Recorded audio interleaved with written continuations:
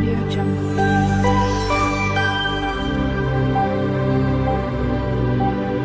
Audio Jungle. Hello everyone, જય શ્રી કૃષ્ણ.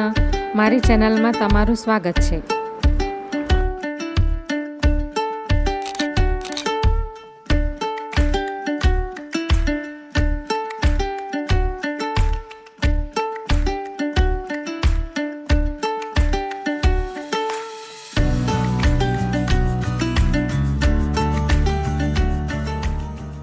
આજે હું દાબેલીની રેસીપી શેર કરવાની છું.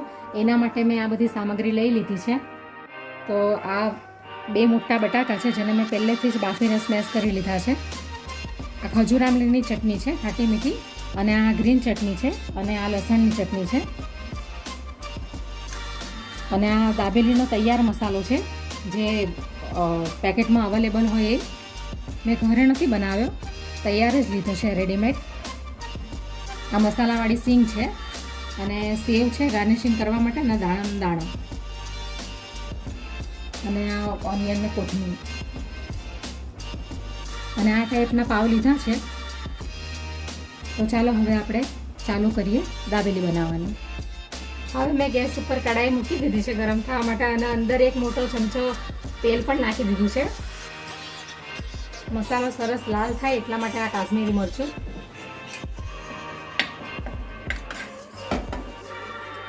અડધી ચમચી આપણે હિંગ પણ નાખીશું, બટાકા છે એટલે. હવે આપણે આ બાફેલા બટાકા અંદર નાખી દઈશું. આ દાબેલીનો મસાલો,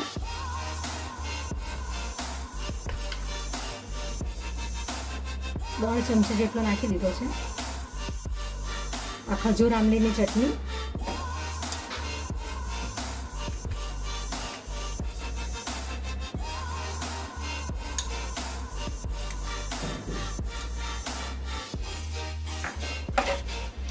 હવે આપણે એને બરાબર મિક્સ કરી લઈશું. હવે 1 ચમચી લસણની ચટણી છે એ પણ નાખી દઈશું અંદર. થોડુંક અંદર પાણી નાખી દઈશું, અડધા કપ જેટલું. તો હવે આપણો આ દાબેલીનો મસાલો જે અંદર ભરવાનો આવે છે, બટાકાનો તૈયાર થઈ ગયો છે. હવે એની અંદર આપણે 2 ચમચી જેટલી સીંગ એડ કરી દઈશું. બાકીની આ સીંગ પછી કામ લાગશે. 1 મુઠ્ઠી આ દાણા નાખી દઈશ, થોડી કોથમીર, થોડા કાંદા ઝીણા કાપેલા, થોડીક અંદર સેવ નાખી દઈશું. હવે આપણું આ મિશ્રણ તૈયાર થઈ ગયું છે.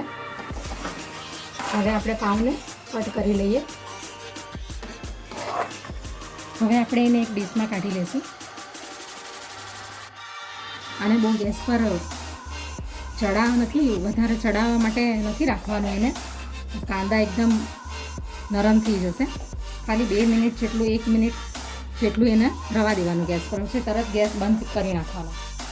હવે આપણું આ બટાકાનું મિશ્રણ તૈયાર છે. હવે આપણે પાવને કટ કરીને અંદર મસાલો ભરી દઈએ અને ગાર્નિશિંગ કરી લઈએ, અને પછી શેકી નાખશું એને બટરમાં. આવી રીતે આપણે પાવને કટ કરી લેવાના છે, આ રીતે. હવે આપણે દાબેલી તૈયાર કરી લઈએ. આ ગ્રીન ચટણી છે,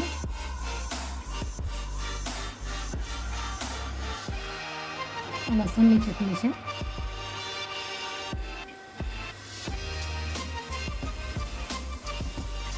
આ ખજૂર આમલીની ચટણી છે. હવે આપણે આ બટાકાનું મિશ્રણ અંદર નાખી દઈશું.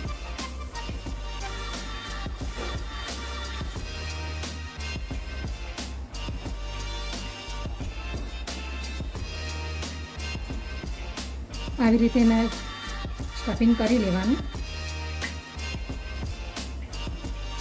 આ રીતનું.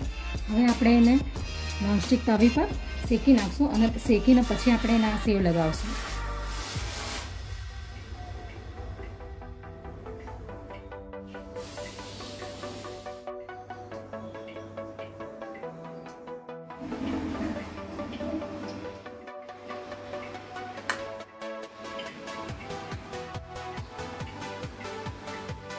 આપણે આ દાબેલીને બટરમાં શેકી લઈશું.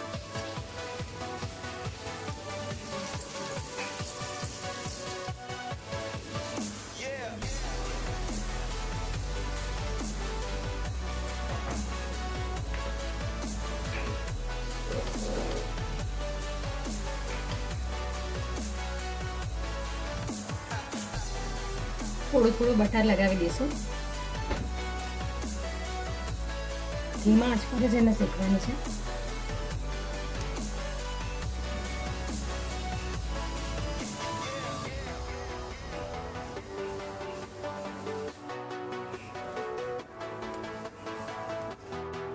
આવી રીતે બધી દાબેલીને શેકી લેવાની બટરમાં. હવે દાબેલી તૈયાર છે. હવે આપણે એને પ્લેટમાં કાઢી લઈશું.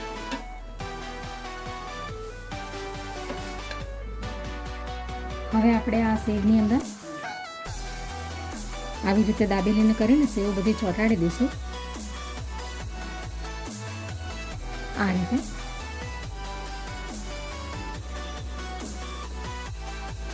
હવે આપણે એને ઉપરથી થોડું ગાર્નિશિંગ કરી લઈએ.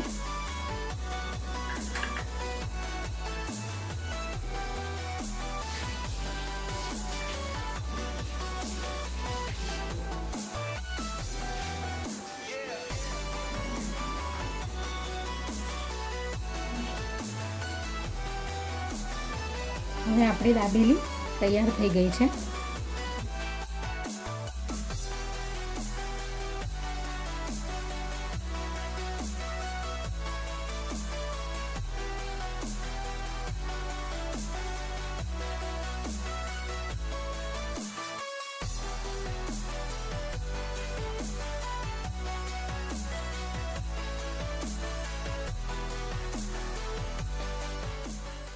Audio Jungle.